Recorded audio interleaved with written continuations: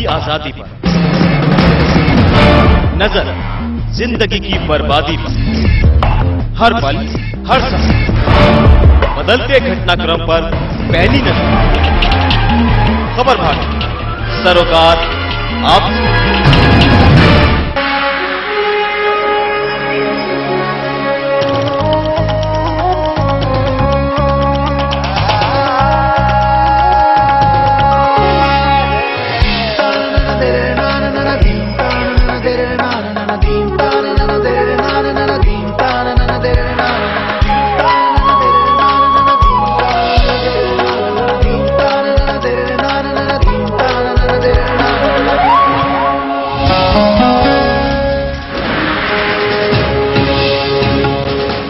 मध्य प्रदेश में शिवराज सिंह हैट्रिक की ओर, रुझान में बीजेपी को बहुमत, जश्न में जुटे बीजेपी कार्यकर्ता।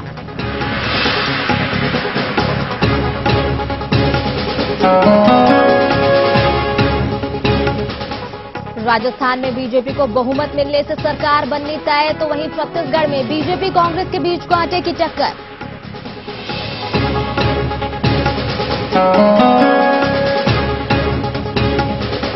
दिल्ली में कांग्रेस का सूपड़ा साफ, केजरीवाल के सामने शीला नतमस्तक, बीजेपी के बाद आम आदमी पार्टी ने भी दिखाया दम।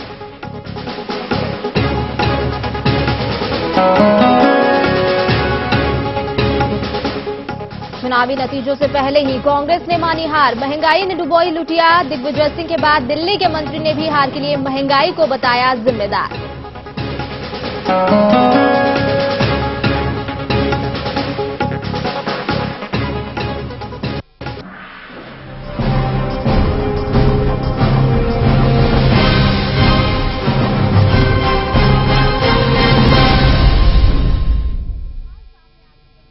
नमस्कार, खबर भारती में आपका स्वागत है। आपके साथ मैं हूं मीनाक्षी सोनी। तो मतगणना लगातार जारी है, रुझान सामने आ चुके हैं, अब नतीजों की बारी है और कहा जा रहा है कि शाम तक नतीजे भी निकलकर सामने आ जाएंगे। तो आज 4 राज्यों में मतगणना हो रही है, मध्य प्रदेश, छत्तीसगढ़, दिल्ली और राजस्थान, जिसमें से 3 में तो साफ तौर से बीजेपी सत्ता में आती हुई दिखाई दे रही है। राजस्थान और मध्य प्रदेश में बीजेपी बहुमत के साथ सत्ता में आ रही है, तो वहीं फिलहाल छत्तीसगढ़ में थोड़ी असमंजस की स्थिति बनी हुई है। यहां पर अभी तक साफ नहीं हो पाया है कि यहां पर बीजेपी सरकार बनाएगी या कांग्रेस, लेकिन यहां भी नतीजे शाम को तकरीबन 7-8 बजे तक यहां पर भी साफ हो जाएगा कि सत्ता में आखिरकार कौन काबिज हो रहा है। और हमारे साथ स्टूडियो से हमारे सहयोगी शंकर विश्वकर्मा हमारे साथ यहां पर बने हुए हैं।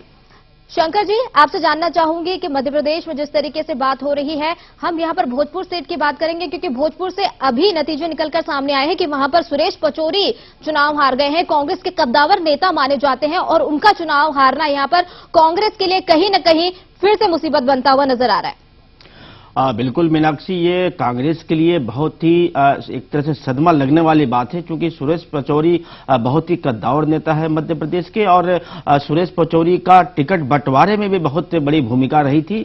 ऐसे में उनके विचार को बहुत गंभीरता से कांग्रेस के जो बड़े नेता हैं उन्होंने लिया था, और ऐसी स्थिति में जो टिकट तय करने की जिम्मेदारी जिनके कंधों पर थी, अगर वही चुनाव हार रहे हैं तो मेरे ख्याल से इससे बड़ा जो है दुखदायक जो है कांग्रेस के लिए और कुछ हो नहीं सकता है।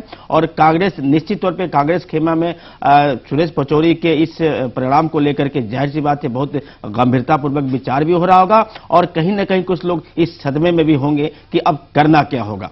जी बिल्कुल, अपनी हार के लिए तो यहां पर पहले से ही परेशान थी कांग्रेस, ऊपर से सुरेश पचौरी का इस तरीके से हार जाना, भोजपुर सीट से हार जाना, जहां पर कि कांग्रेस को खासी उम्मीदें थी कि यहां पर कांग्रेस जीत दर्ज करेगी, अच्छे खासे अंतराल से यहां पर जीत दर्ज करेगी, लेकिन वो यहां पर नजर नहीं आया है और सुरेश पचौरी यहां पर हार गए हैं। अगर हम बात करें ग्वालियर की, तो ग्वालियर में अनूप मिश्रा चुनाव हार गए हैं, बीजेपी के प्रत्याशी थे ये, और अब अनूप मिश्रा का वहां से चुनाव हार जाना भी कहीं न कहीं ये यहां पर बीजेपी को थोड़ा झटका दे सकता है, क्योंकि यहां पर हमेशा से बीजेपी की सीटें थोड़ी ज्यादा रही हैं ग्वालियर चंबल संभाग में, लेकिन वो ग्वालियर में ही इस तरीके से बीजेपी का हार जाना आपको क्या लगता है कितना नुकसान पहुंचाएगा?